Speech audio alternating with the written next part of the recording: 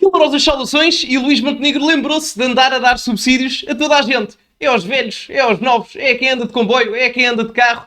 Enfim, o homem só lhe falta dar subsídios a quem mete like neste vídeo. Nunca se sabe, portanto, meus amigos, aproveitem esse fantástico fator. Nunca se sabe o que vos pode calhar na rifa. E metam like no vídeo, subscrevam o canal para chegarmos aos 130 mil subscritores e partilhem também nas vossas redes sociais, grupos de WhatsApp, Telegram, essas coisas. E tem aqui as minhas novas redes sociais, código Sousa10 na Prozis, no segundo link da descrição, para 10% de desconto em vários produtos. Ora, o que é que se passou?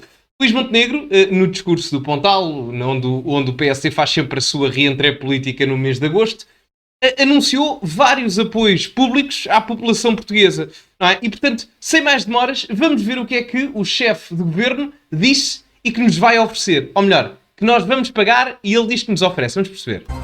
É o primeiro Pontal do novo Primeiro-Ministro. Das duas vezes que aqui tinha vindo, apenas como presidente do partido, trouxe convidados especiais. Mas desta vez a festa de verão do PSD confunde-se com a festa de verão do governo. São poucos os ministros que faltaram à chamada, vieram a uma festa do Pontal aberta, onde qualquer pessoa pode entrar e pelo menos tentar ouvir o discurso de Luís Montenegro. Nunca perco a serenidade, tenho tranquilidade, estamos aqui para resolver os problemas, mesmo estes. Sereno, vem ao Pontal de bolsos abertos. Nós vamos fazer tudo para preencher este mapa com a medicina na Universidade de Trás-os-Montes e Alto Douro e na Universidade de Évora.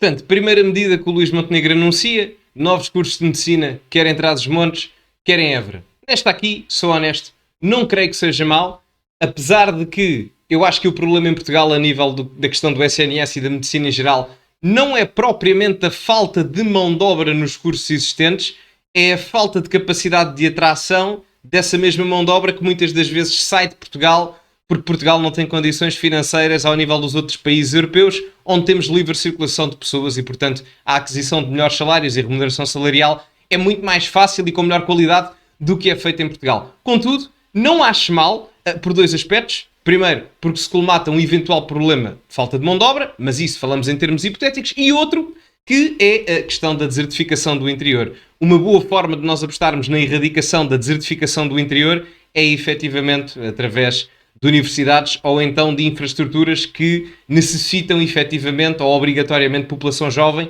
porque muita dela até se pode estabelecer lá, aumentando e incrementando a qualidade de vida da região. Nós vamos decidir a criação de um passe ferroviário que tem um custo de 20 euros mensais e dará a possibilidade de acesso durante um mês a todos os comboios urbanos, a todos os comboios regionais, a todos os comboios interregionais e também à rede do Intercidades. Portanto, vamos a esta que já é um bocado mais polémica. Se me perguntarem, Gonçalo, com a quantidade de carga fiscal que existe em Portugal, era possível oferecer passes a 20 euros para praticamente toda a população, tendo em conta aquilo que já é a carga fiscal existente sem custos adicionais para o utilizador? Era, mas isso seria num Estado social minimamente bem gerido, caso que não é o que acontece em Portugal. Primeiro ponto. Mas nem sequer é o principal. Foi o primeiro que eu mencionei, mas não é o principal problema aqui. O principal problema aqui tem a ver com uma questão da oferta de infraestruturas. Ou seja, os comboios neste momento e as linhas férreas em Portugal estão completamente sobrecarregadas. Ou seja, a oferta existente no meio da infraestrutura da ferrovia não consegue dar resposta a um possível, para não dizer praticamente certo, aumento da procura de quem consome comboios nas linhas ferroviárias em Portugal. Porque diminuindo o preço de forma astronómica, como está a acontecer agora com esta medida de Luís Montenegro, a procura vai aumentar significativamente, para não dizer exponencialmente. E a questão que eu coloco ao Primeiro-Ministro é: há capacidade de resposta e há oferta suficiente, quer a nível das linhas férreas existentes e dos comboios existentes, para colmatar esse aumento de procura? A resposta é que não. Não há. Porque a medida em si nem é má, é uma simplificação. Até poderão dizer, mas aumenta o gasto público. Honestamente aumenta, é verdade, mas se houver uma melhor gestão dos recursos a nível do gasto público em Portugal, facilmente se corta gorduras em coisas completamente estapafúrdias que se gasta dinheiro neste país e se colmata aqui nos transportes públicos. É talvez das poucas coisas onde eu concordo que se possa gastar algum dinheiro, porque até a nível, vamos dizer, empresarial, se quiserem, A boa rede de transportes públicos ou a melhor facilitação de comunicações é benéfico para o transporte e distribuição de mercadorias e serviços. E isso pode ter uma vantagem até em retorno. Agora, Portugal não tem linhas férreas nem comboios suficientes para dar resposta ao aumento de procura que vamos ter. E isto aconteceu exatamente a mesma coisa, só em termos comparativos, com uma medida que o PS colocou em 2019, antes das eleições europeias. Lembram-se? Os passes agora, nas zonas metropolitanas do Porto e Lisboa, custam 40 euros, mas na altura eram muito mais caros. Alguns passes até custavam 100 e tal euros. Antes das eleições europeias, o PS implementou essa medida da redução dos passes de 100 e tal euros e todos para 40. A medida é boa do ponto de vista do gasto do utilizador, mas qual é que é o problema? Não há capacidade de resposta, não há oferta suficiente, quer de autocarros, quer a nível rodoviário das estradas em si, para colmatar aquilo que foi o aumento da procura para esses mesmos passos mais baratos. E o mesmo se passa aqui com os comboios. Portanto, estou para ver, vai ser muito complicado de gerir, não vos vou mentir.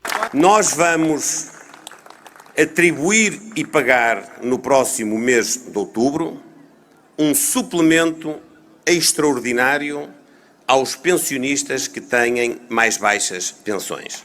O discurso, pensado para agradar, também trouxe alvos. A oposição e os comentadores televisivos não são novidade, mas os médicos, desta vez, também levaram para casa um recado do Primeiro-Ministro. Antes de ele falar da questão dos médicos, só aqui um pormenor, que é: o Luís Montenegro, quando oferece estas medidas todas, alguém acha genuinamente que ele a vai cumprir? Alguém acha genuinamente que ele a vai cumprir? Ou ele as vai cumprir? Não vai.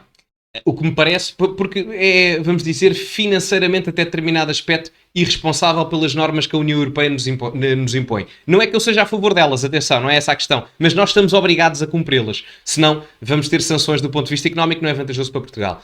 O que o Luís Montenegro está aqui a fazer, basicamente, é oferecer tudo e todos, do ponto de vista eleitoralista, porque prevê que o Chega ou outro partido qualquer que lhe faça chumbar o Orçamento de Estado leve o PSD e o país a ir a eleições e, consequentemente, as pessoas votem na premissa de que ele já esteve a prometer isto tudo. Porque ele sabe que, em determinado aspecto, é algo irresponsável do ponto de vista financeiro prometer estas medidas todas de um ponto de vista de expansionismo orçamental, ao mesmo tempo que se reduz impostos. Ou seja, diminui-se a receita fiscal, mas aumenta-se a despesa pública. É uma incongruência. As pessoas poderão dizer, mas temos superávit orçamental, ou seja, temos, não é o termo correto, mas para ser perceptível, lucro orçamental, certo, mas mesmo esse lucro orçamental, de um ponto de vista legal, tem a obrigatoriedade de ir primeiro para o pagamento da nossa dívida pública, ou seja, é utilizado na amortização da dívida pública, que nós temos 90 e tal por cento do PIB, e deveria estar 30 e tal pontos percentuais mais abaixo do que está. Portanto, enfim. É preciso ter a coragem de enfrentar, às vezes, eu vou dizê-lo sem problemas, uma visão demasiado corporativista. Uma visão que não tem contribuído, em algumas circunstâncias, para que os profissionais de saúde, e em particular os médicos, estejam no Serviço Nacional de Saúde. A saúde tem posto o governo debaixo de fogo ao longo das últimas semanas. O próprio Presidente da República já deu um prazo de validade à Ministra da Saúde, que agora fica também debaixo da pressão de Montenegro. Eu sei que quiseram criar essas expectativas, mas não fomos nós que as criámos. Mas há uma coisa que é preciso dizer. A situação este ano é muito melhor do que era o ano passado. E no próximo ano eu vos prometo que vai ser melhor do que aquilo que é este ano. Sr. Primeiro-Ministro, com todo o respeito, se me disser que a situação... É que isto às vezes palavras importam. Se me disser que a situação é menos má ou menos péssima do que o ano passado, eu talvez até possa assumir que sim. Mas não fica todo bem dizer isto quando há uma semana atrás estava uma grávida que teve um parto fora do hospital com um bebê morto no saco à porta do Hospital das Caldas da Rainha porque não o deixaram ser atendida. Não fica bem. Isto é um caso específico, eu sei, mas mesmo em termos estatísticos genéricos, não fica bem dizer isto. Até porque vamos simplificar a coisa. Eu sei que o Sr. Primeiro-Ministro gosta de futebol. Lembra-se quando o Benfica ficou em 6º lugar, aí em 2001, na altura do Vilarim? Foi uma época má.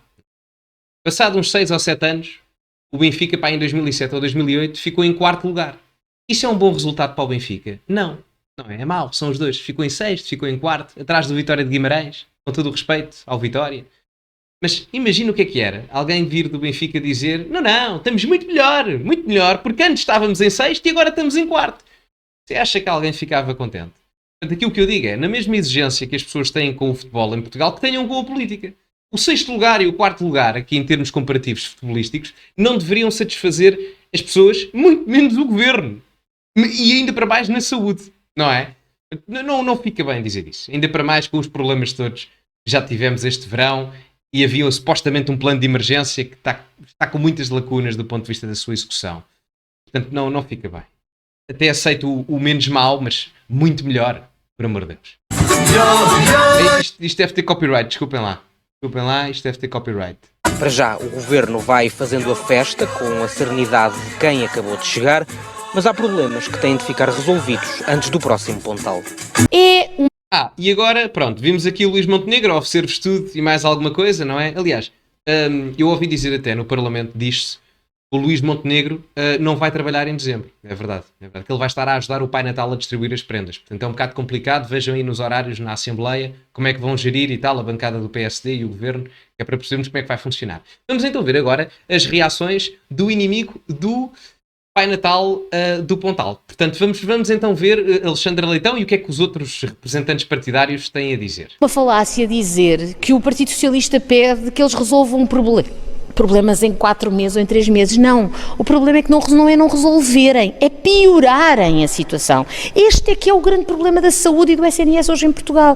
É que não é resolver, não é sequer começar a resolver, é factual que o SNS está pior.